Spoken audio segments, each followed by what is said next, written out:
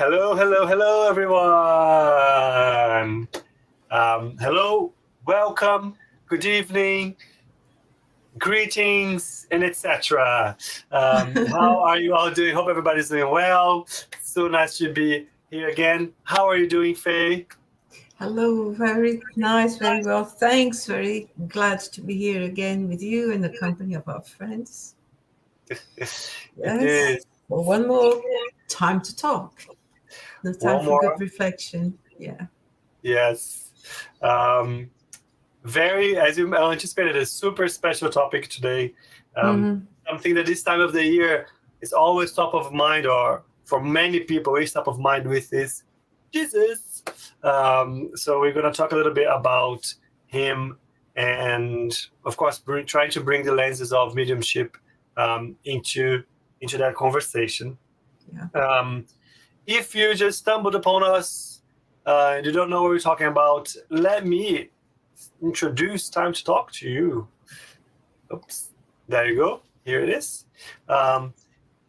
This is Time to Talk. Time to Talk is a bi-weekly program every 2 weeks.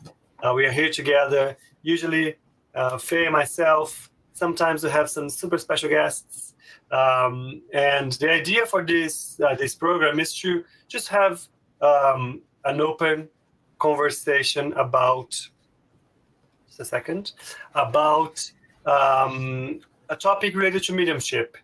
It's not meant to be a lecture. It's not meant to be a dump of information. The idea is to open up a chat. So we can have a conversation about it. You can bring your stories, questions, comments, notes, and we bring them live as well. We try to address them as best as we can. But the idea is to offer this open place where we can have this chat, this conversation. And today we are on episode 62. Just give me 1 second. I'm having a little bit of an issue while we speak.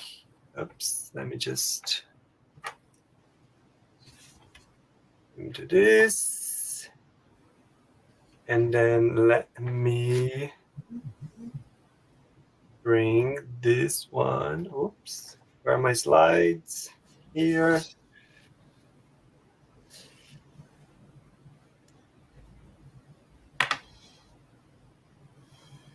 Where is it? Oops. Give me just 1 second. Ooh, this never happened before.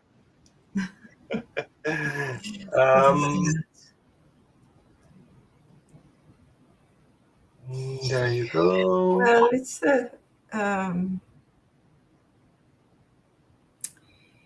it is a beautiful topic, and this is the most, I would say.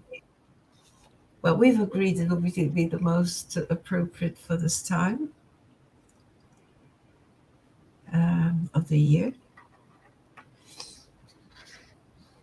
Indeed. And it's one that's surrounded by all sorts of views and lenses. And yes, there you go. We got there. We got there in the end. So yeah, we're talking about today's episode 62, and our topic today, as Faye was already bringing up, is mediumship with Jesus, which is so many questions come to mind when we say this sentence or this expression, mediumship with Jesus. What do you mean? What are you talking about? And we're going to try to touch that point. So if you have any ideas, questions, initial reactions to this theme, please drop your comments, your notes, your questions, and we're going to bring them up as we speak. Before we start the usual announcements in terms of our broadcasters, I need to say thank you very much to SSL. SSL is the Spiritist Society of London. It's a study group here in the UK where we are pretty much dedicated to studying Spiritism. We have some online sessions, have face-to-face sessions. If you'd like to know more about it, please go check our pages. SSL is linked and associated to BUS, the British Union of Spiritist Societies. BUS works as as a federation, trying to bring together the different spiritist groups here in the UK, helping them exchange, share experiences, and bring an idea and a sense of unity to the spiritist movement here. Third one, Cardiac Radio. Cardiac Radio has been around for many years now, always committed to bringing content about spiritism in English to all of us. They have a lot of initiatives online. Go check their page as well. Go see what they're up to. They even have an app that you can download and keep up to date with everything they are releasing. Done. Mediumship with Jesus. Why are you talking about Jesus? Well, I think this time of the year is a time that many people are reminded, because of Christmas, are reminded of Jesus. Like without going into the details of, was Jesus born this time of the year? Was not. I think this is almost a pointless discussion, right? In the end, I think the symbolism and the intention around this date, I think that's what matters more than anything else. A moment for reflection, a moment for thinking about his example, his life, what kind of model he left for us, what kind of teachings he brought to us, and how is that influencing us, how much of it we want to implement in our lives, how much of it should be helping us drive our life. And that's why it's such a topical subject for us now. Yes. Right, Faye? Do you agree? Yeah, I do. It's I thought that for people who may wonder, especially being in the UK, being in England, and wondering why is it that we call Christmas, and there are probably here other names for this period, like Yule. There would be the Yuletide. Well, the word Christmas, the name for us for this specific part of the year, which was a time when everyone would naturally be giving thanks to their God, and in that at that time to the figure of Jesus Christ, for the whole year, for the rest of the crop, for having harvested all the work that was done throughout the year, so they had the supplies to go through the winter and over. So it was a time to rest and to thank and to meditate, because that was what winter was pretty much for. And the word Christmas, from Christus, from Christ, and mass for mass as a celebration, as prayers to Christ, prayers in a church usually, or not, but Christmas is the mass for Christ. That's what it is. So it's a time of prayer and reflection and gratitude on life beyond, and what the lessons learned and what lessons to be put to practice in the following year. So this is Christmas. I didn't know that. So So the word was coined was in the year. Well, you can see even in the Wikipedia would tell you around the year 1038 to 1131, which was a time around Richard the Lionheart, which happens to be a high spirit that leads a huge number of us, especially our generation. Yeah. Very good. Thank you, Faye, for that. I actually didn't know that. Faye, when I was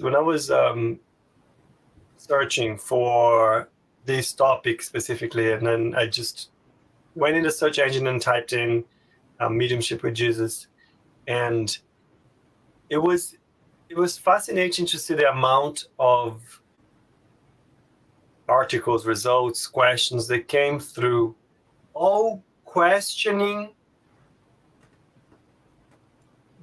Jesus' position, involvement, teachings related to mediumship, related to mediums, and so on.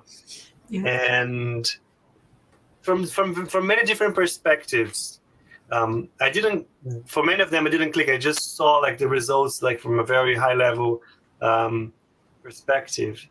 But I think it's an interesting topic to think about. And a few questions that came through a few times were, why don't mediums bring messages or channel Jesus himself, or why is that not something that happens common, and so on? And one thing that I actually want to clarify is that the idea of tonight's topic was actually not to, like, we're not going to talk about, okay, mediums that channel Jesus, why do they do, why not, does it happen, is it true, that wasn't the intention. But I thought that was a very interesting result, that there was such a question out there in terms of like, why do mediums do not like channel Jesus or not? And I think that was it's a good starting point for us before we go into what we actually mean by mediumship with Jesus. What do you think, Faye? Well, I'm not saying it's impossible, because nothing is impossible. What there is there is a gradation, a degree of evolution, which allows contacts and refinement that will allow the medium, for example. If let's imagine if we had a very highly evolved, I can see some feedback. Is that too loud? I cannot hear anything. Well, I didn't. Well, okay.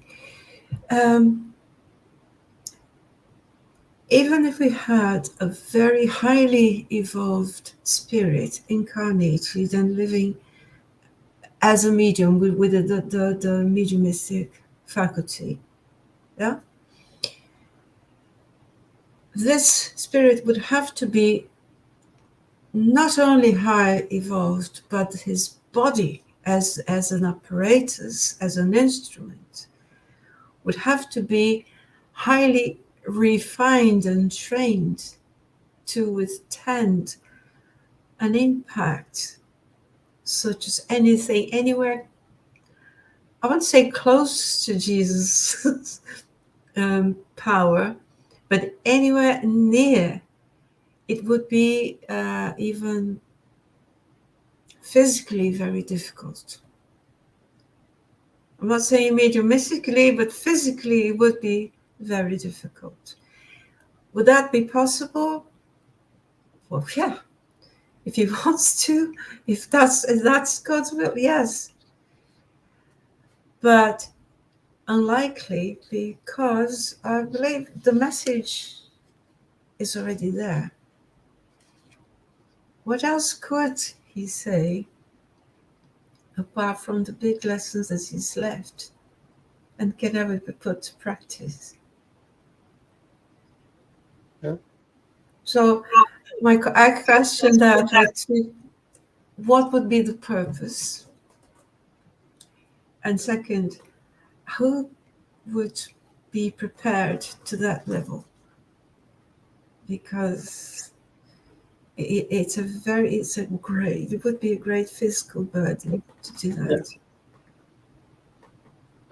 I agree. I think when we talk about for many weeks, we talk about the effort that the medium needs to make to prepare to receive a message from a spirit as a be more enlightened.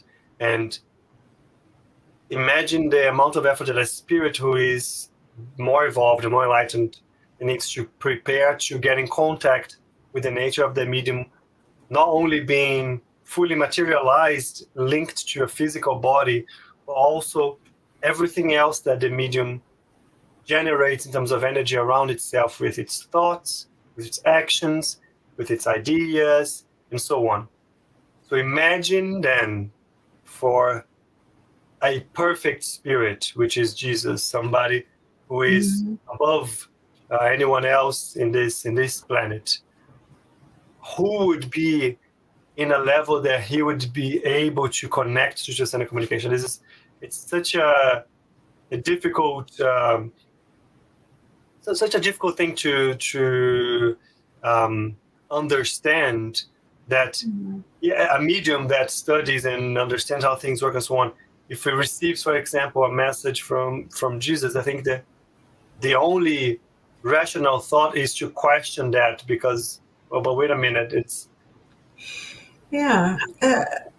I would say I'm not even in this case. I'm being careful not to question whether that person, that medium, deserves it or not. That's I'm not judging who or who doesn't deserve that. But if we think about it in terms of pure physics, it's as if I wanted to record a hologram. Do you remember those Instamatic Kodak cameras? Yeah. The little one with the cartridge this big? Yeah. Let's try that to record and reproduce a hologram. Yep. You know, it wouldn't work. Technically, it wouldn't work because the signals are far too different. One instrument is too inadequate yet. It cannot reach that level of refinement of the image signal. So I think the parallel that I would make to start off is that, is it possible? It is possible with work to not because of it. Now I want to be a saint on earth so that I can tap into and receive the images from the highest entities that there are, especially the highest entity of light, which is Jesus of Nazareth. Yeah. It would be a matter of refining that body, one's own body and soul and spirit, to the level that they would not offer any impediment for the signal, for the communication to happen. So no dirty as a noise, no noises in that communication. Yeah. Look, this is again that the idea of tonight's theme was actually not to go in that one, but it's just that something that popped up quite a few times that I feel like maybe it's worth to have a look. The other interesting that Faye William mentioned, like very briefly, which is the higher entities.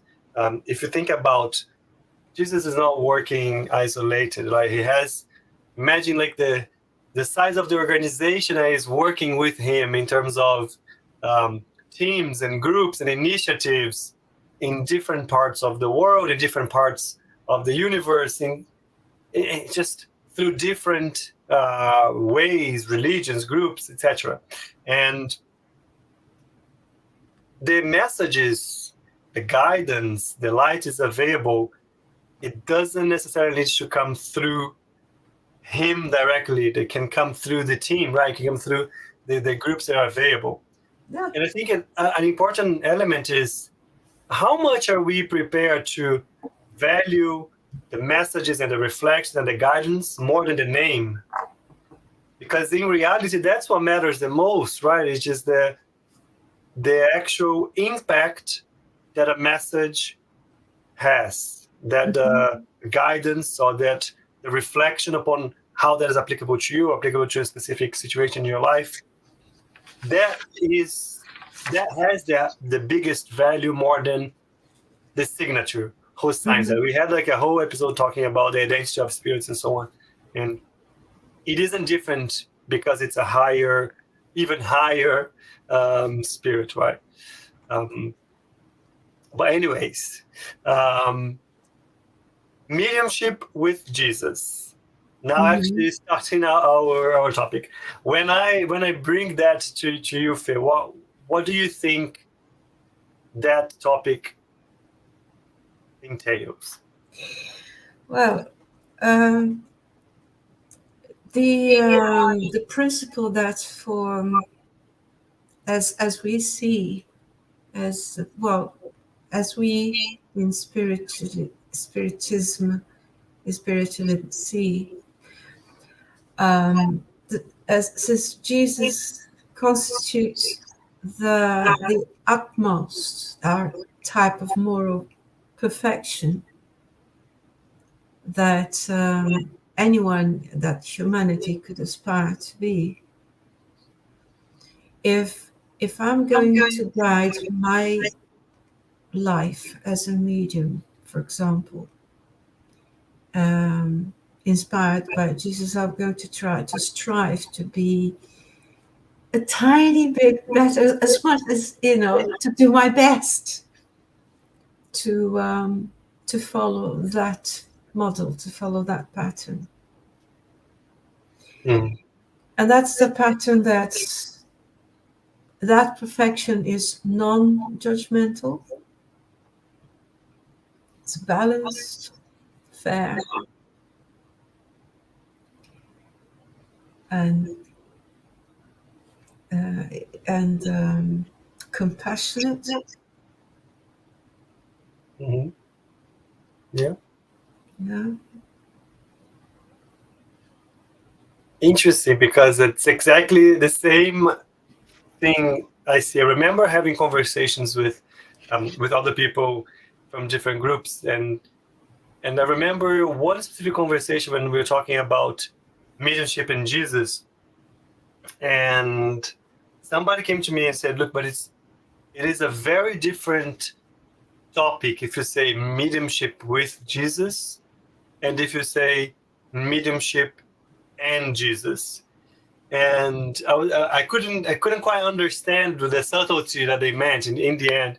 And then, but over time, when we had more conversation, I studied a bit more, and I kind of understood. And I think the mediumship with Jesus is, as you said, Jesus is like the ultimate example in terms of how to behave, how to deal with our life from a moral perspective. He is the personification of being charitable. Again, we're talking here about the utmost definition of charity. I'm not talking about giving alms, talking about living to help others, no matter what that means. Being available, putting others before you, extending a helping hand, whatever that means. He's the utmost example for that. So when we talk about mediumship with Jesus, for me is bring that example that he gave us in every single aspect of life and apply that into mediumship. That is live charity. That is serve. There is the true spirit of serve to others, learn how to serve to others, always in a position of serve to others. And mediumship, from the mediumship perspective, it's not a matter of, oh, I'm involved with this work or that work, but it is in any aspect of your life, have that position before someone else. Because we are working our mediumship regardless if it's in a mediumistic meeting or not. Mediumship is just part of our senses, right? So if you're going to say something. Oh, sorry, I didn't mean to interrupt you. It's no, it just occurred to me that I don't think that with all the examples and all the lessons that Jesus has told, and still does, because the lessons are alive, the words are alive, have always been. I don't think there was a request for anyone to try to go beyond their abilities, but to find in themselves their inner resources with which to do the best with what they got. So Yes. that was remember the talents that it's no use for me as me trying to be my best to do the impossible. And I wanted to be so charitable, so good, and so fair that I forget myself in the sense that I neglect myself. Because if I do that, the first thing that's going to happen in this material format is that my instruments to work will decay, will suffer. And I wouldn't be good to anyone if I were weaker than the people I'm trying to help. Mm-hmm. And one thing that's taught when you say, well, you forget about your own needs. But Jesus never said forget about it. He says, love thyself as you love the others as you love thyself. Ourselves. Yeah. Mm-hmm. So care to the others and care to oneself. Yep. Because as this format, which I happen to be as Faye, I am meant to be a temple to what this format holds. And if this temple is not well looked after, it's impeding the other part to work. Yep. An astronaut could not do his work on the moon with a broken suit. Absolutely. Yeah. It's as simple as that. So Yeah. I think that some of the other beauties is where does that perfection comes from? In the combination of respect from soul, spirit, and body, so that something can happen. I like what you say, because it's there's a passage also we say that the true Christian, but not in the sense of Catholic Christian, but the true person who believes in Christ. Mm-hmm. I'm not talking about religion here. Is identified, or you spot them, or you should spot them based on their commitment to try to improve themselves. And I love that concept, because it's telling you don't expect you to become perfect overnight, right? And we think about Jesus and him as an example. It's not that it's unlikely that we'll be able to reach his level now, Mm-hmm. but it's having that in mind and the attempt today to just be a bit different. And there will be moments where you will work out, or moments that will be better than moments that will not. And it is okay as long as you learn, as long as you try not to repeat that, as long as you look after yourself in sense, okay, maybe it's something that I need to work on me, so I'm better prepared, or I am stronger, or I accept in me a bit better, that will help me face that situation in a different way. Yeah. I think that is mediumship with Jesus as well, which is the commitment of trying to improve yourself, but not revolting against yourself, and I think that's what you were alluding to as well. Yeah. Sorry. Yeah. Yeah, that's right. Again, he used to Caesar's what Caesar's means. Do not neglect the commitments that to the law and the societies of men, because that's where you've chosen to be born into. Yeah. So, what's the purpose of reincarnating in a medium, in a society, in an environment that's going to be denied? And this is my point. I don't see any point in denying that as a means to achieve perfection, because it's all very well. I can say the best prayers in total isolation, and my prayers will be perfect. My focus, my concentration will be focused. Now, try to do the same when you have to commute every day, when you have to live with people of all walks of life and all difficulties and all traumas, and they bring their traumas to you, and they seek a word of friendship or just somebody to just listen. And you listen to the best stories and the most horrendous stories, the most heartwarming stories, and still keep balanced. Yeah. So it's a bit more complicated than it looks as well. Yep, I want you to be all that. Yes. He didn't isolate himself.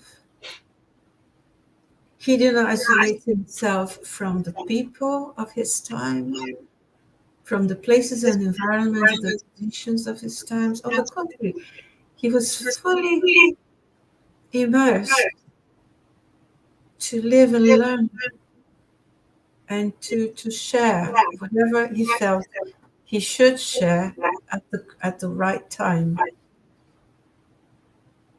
Yeah. Knowing the right moment to do that.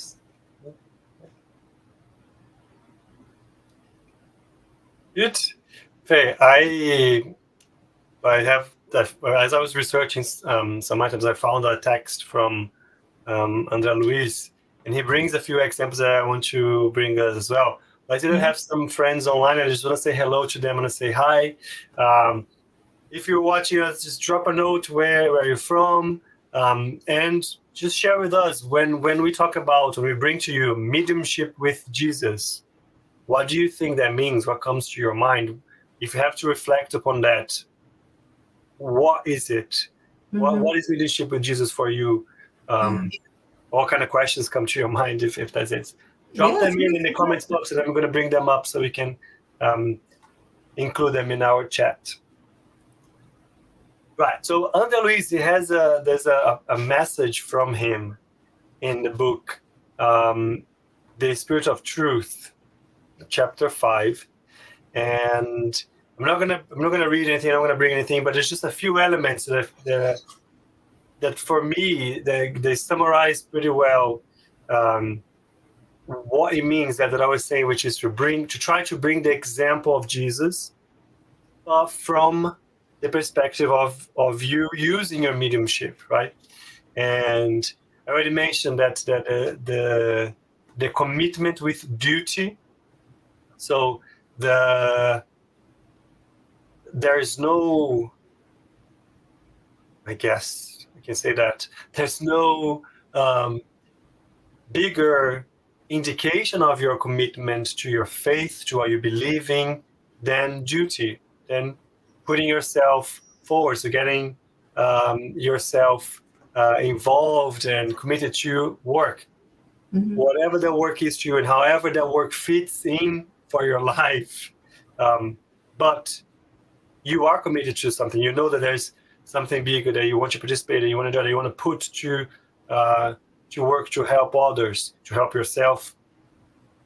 That is the duty. Again, duty is a word that comes from Jesus as his example. Is there somebody that can show a bigger commitment than the duty of helping others than Jesus? In every single opportunity that he had, he was there. Yeah. So this is the initial one. I think. Well, for me, duty is a good word. Yeah. The other one, let me just quickly take my notes. The other one is opportunity. Opportunity. Well, sorry. How mediumship means opportunity, right? Work, opportunity for work. We mentioned here how many different types of sessions, different uses that mediumship has, and it's not only in organized matters in terms of meetings that mediumship works, like, because mediumship affects us every day in our lives. So how well are we connected to the messages that we receive, or the feelings that we have in our hours, and so on? Because in the end, mediumship is there to be worked on and be taken seriously, but it's part of your senses in your everyday life. So there is an element there of work that is always inviting you to use it in a good way. What else? Sense of a team. I'm just trying to get my ideas here from the notes that I took. But you said something, Faye, that is spot on with these notes that I have here, which is not isolating yourself. The teamwork. I don't want to sound corporate here, but it's impossible to say the expression teamwork without sounding corporate. But we are social beings. There's no true progress if you are only working in isolation. There is an element of interaction that is necessary for us to evolve. Look, I'm not saying that you shouldn't do your retreats or your moment of mindfulness or whatever that is. That's not what I mean. But in the end, our functioning as beings, as a society, as groups, it depends on this. And if you think about from a mediumistic perspective, we bring that to another level, right? Because it's not only the interactions that we have here incarnate, but there's also the link and the interactions that are present every day around us with the other side. Precisely. Yeah, precisely. These are like if there's a time for everything, like the Psalms say, there is a time for everything. There is a time for isolation, for reflection, for growth. It's one sort and one level of training. But then there's a time for interaction and teamwork and group work, like you say. Because that is another type of learning. That is another time of another way to evolve into a different level of this work. And that doesn't mean to say that after that, the medium will be forever working in association with other people, because there might be new phases of isolation. Sometimes there are. There will be a new phase, more study, for more reflection of taking information on board, and that may take time. So that once all those tools are consolidated, then they'll be used to interact again. So there's a blend of things. There are phases. Yep. And I agree with you completely. So they're not to be denied. They're not to be denied a chance to work on one's own, and not to deny the opportunity and the time to learn, to interact, to listen more than speak, to talk when you have to. Yeah. And do your best without thinking, oh, I'm not good enough. If we don't try a little bit, we'll never be good enough. Because in this case, for mediumship, practice does make perfect. Yeah. Two things that come into my mind is because your speech is perfect. One is something very, I think it fits very well what we're talking about, which is we were talking about like Jesus as a source and channeling him, Mm-hmm. and now we're talking about teamwork. One thing that comes to my mind is, for where 2 or 3 are gathered together in my name, I am there among them. Yes. No need to say anything else, right? When we were talking about the messages and channeling Jesus, right? But you were talking about doubt and not doubt, but like doubting yourself and so on, not thinking. And I think that is spot on, because doubting ourselves in this stage of our lives is natural. Mm-hmm. What we need to strengthen our understanding and faith on is that to not allow that to stop us from starting something, from going ahead and trying something, even with the doubt. The doubt is a very important tool. Yep. I'm a bit skeptical and a bit worried of people who would say, I don't have any doubts. I say, oh dear. Because if I don't have any doubts, it means that I'm either got things absolutely spot on, or more likely I've crystallized mistakes. Yeah. Absolutely. Yeah? Mistakes set, become repetitive, and they crystallize like honey crystallizes, like things crystallize. And if it crystallizes, it means it's not moving forward. Yeah. It's not flexible. It's not malleable. Yeah, absolutely. Christine just sent us a message here, which is pretty much spot on, right? Doubting ourselves is way too easy, but it's always there. It's present with most of the things that we will face in our lives. I think the important thing for us is to identify it and not letting it incarcerate us, stop us, make us stick to a point that we don't go further. Yeah, of course, and we need to be honest enough to see if I doubt, and I'll put myself here in this as an example. If I doubt myself because I'm really not sure, because I want to be better, but I'm really not sure, or I say that I doubt myself because I'm expecting reassurance. Yeah. Mm-hmm. Perhaps a little bit of confetti. Yeah. A little bit of being overpraised, perhaps. So there is, in this path with Jesus, what he told us to be aware of ourselves, to be honest with ourselves, and not be afraid of telling. Of course, we're not going to talk openly to just about everyone, because this is not real. This is not realistic. Mm-hmm. We're going to open our hearts. We're going to talk to people that we trust, because there is a bond. We need bonds of trust. anywhere in any aspect of life. Yep.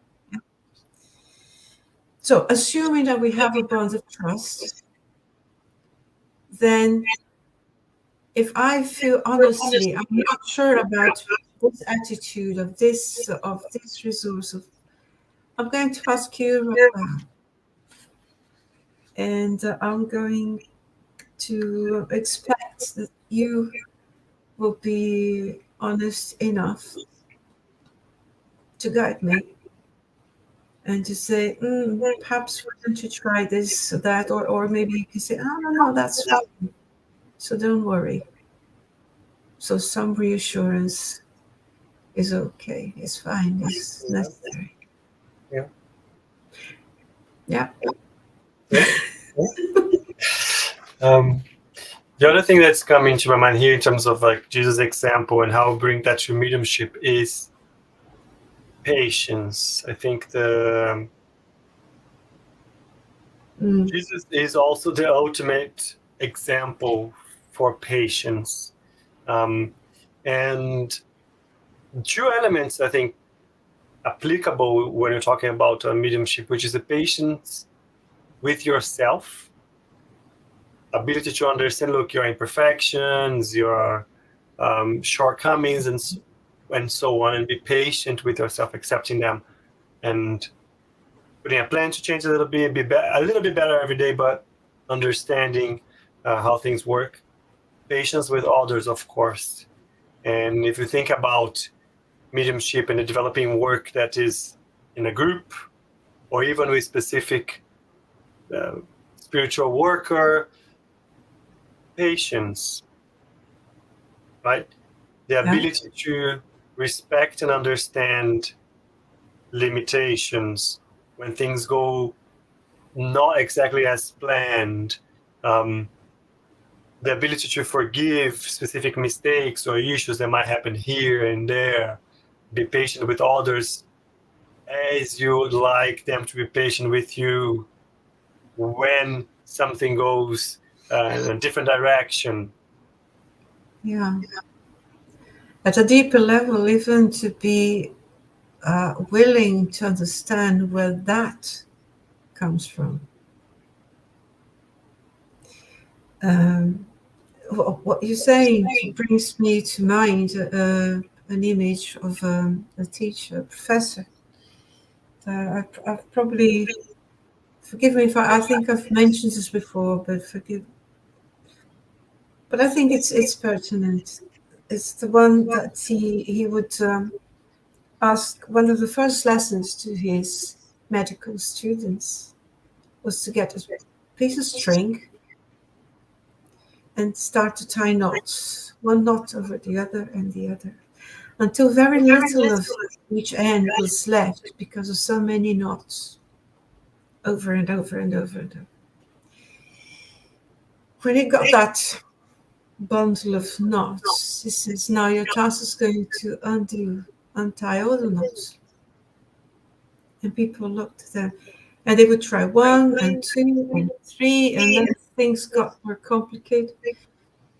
And he said, no, your task is to untie the whole string untied, unknotted. Because if you don't have the patience to unknot all these tasks, how do you expect to talk to people? And moreover, how do you expect to be surgeons if you're not patient enough to see how things are done and how they are, so that you know how they can be undone?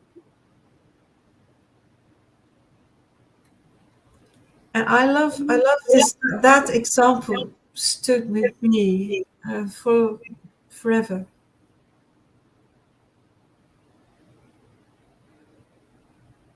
Because I think that was one way of this, what you've just said, which is a lesson from Jesus of patience, commitment. I think one thing that's important just to bring here that is that patience doesn't mean leaving things to drift as they want, right? It's not removing the intention from wanting to do something, wanting to improve something, wanting to help someone. It's not removing that, because that is what drives us forward, and it should be what's driving us towards developing a mediumship or getting involved in specific work or trying to improve a specific aspect of ourselves. So it's not giving up on that, but it is understanding that it might be a bit harder than anticipated, it might take a bit longer, but it's not leaving it be necessarily. No, it's to achieve the purpose, isn't it? Yeah. It's to stick to the commitment. Yeah, absolutely. Because again, Jesus comes to mind when we talk about patience. If you think about, he knew, for example, like when he knew that he would be betrayed and so on. He knew about that, not only by one, by many of them. They would deny him and betray him and so on. It didn't stop him from his work and what he needed to do and the places he needed to be and the lessons that he needed to give. So it's, even though he knew about the others and the shortcomings that others around him would have, he was patient enough to be there for them, commit to the work, the duty, go back to the first one, that he had, the work that he had, forgiving people's imperfections, but still moving forward towards your direction, the direction that you want to go and that you need to, and you had committed to. I think that's something that actually relates, translates into another element, which is moral courage. What do I mean by moral courage? Is being strong in your convictions, your commitments, that you know what you want, you know that it's coming from the right place, you know that is right, even if it generates discomfort for others, questioning in others, misalignments that maybe you didn't want to generate, but you are comfortable because you know that, you know, doing what's right, even if it's not seen so by this and that group that might be part of it already. And I think that there is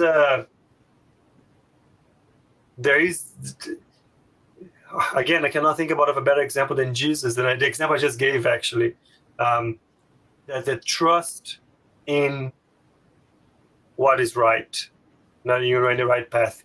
I think that comes with all of these other elements, aspects that we already kind of mentioned today. Is that how you see moral courage as well, Faye? Yeah, yes, I think so. Because then in that sense you are prepared to observe and find out and learn the pace at which things happen, at which people react, at which people learn, at which people feel ready to move on, to move one little step. And when I think of the mediumistic work, if we are in a mediumistic session, we all know why we're there. We all know if it's a rescue service, for example, we all know why we're there. So our purpose is to offer a possibility and find a possibility to rescue. Of course, nobody can be rescued if they don't want to. Yeah. So the first step is to see and find out whether that person, that spirit, is ready, is in the understanding of what's going on. If he can take the explanation, he can take the approach, and how far, how much of that approach will be used. It can be quite tricky just to be patient. It's not losing our aim at all, but considering all the possibilities of that interaction so that we can lead someone to a positive outcome for them. Because it's going to be positive for us anyway. But we're not the aim, they are the aim. Yeah. Their well-being, getting people from a state of suffering, of confusion, of despair. Yeah. That's the aim. But how we do that? Very patiently. Yeah. Faye, we are reaching the time for our session today, and I separated a little passage here to conclude to us. I guess for me, what in the end it boils down to, in terms of Jesus' teachings for mediumship with Jesus. Mm-hmm. And there is a passage, it's Matthew chapter 10, item 8, I believe that's how you read it. And it's very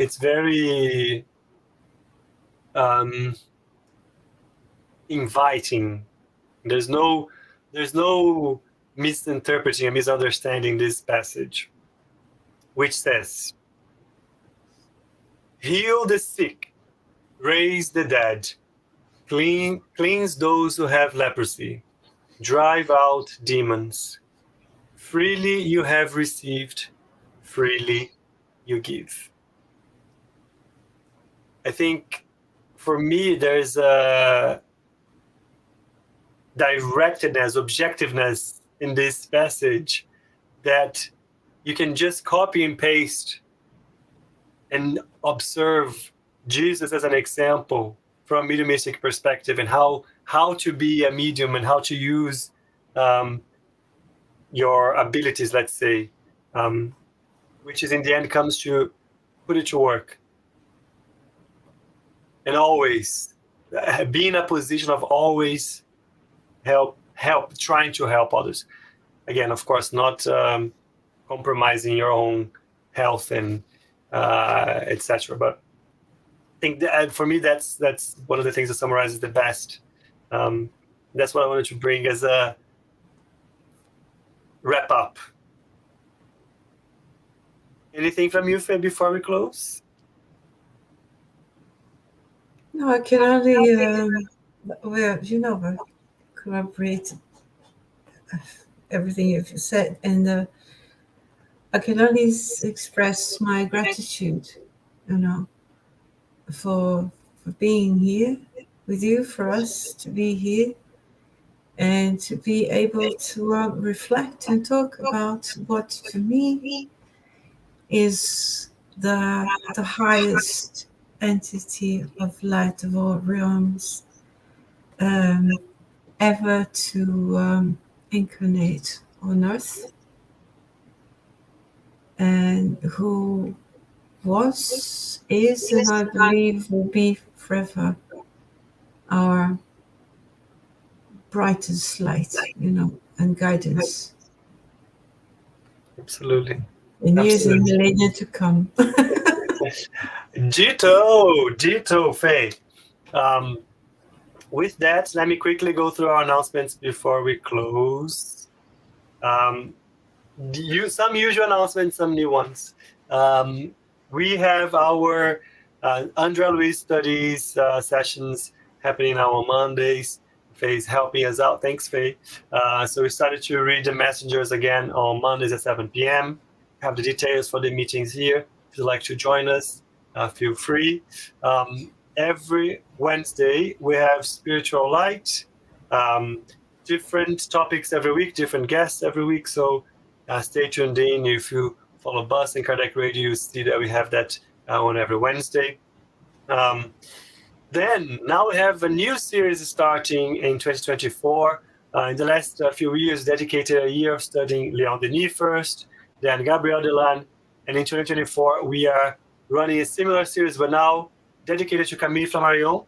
So we starting on the first Sunday of January with Charles, 7 p.m. UK time. Tune in to all of these broadcasts they're sponsored by, so you can see what is coming. And the last one is every Saturday we have our Medium's book study group. If you'd like to join us, here are the details as well. Feel free to come in and join the group. That's it. Once again, it's been a pleasure, a great year, great topic to finish the year, Yes. great year to share with you, Faye. It's been a privilege to be here with you, especially talking about such a special topic today to conclude our year. So thank you. Thank you very much. Thank you. Same, likewise. It's been wonderful to be here with you and all our friends. And I wish you and everyone the happiest, merriest Christmas ever. Okay.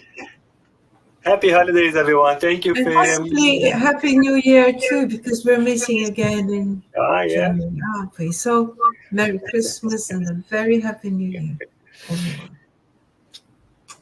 Bye, everyone. Bye.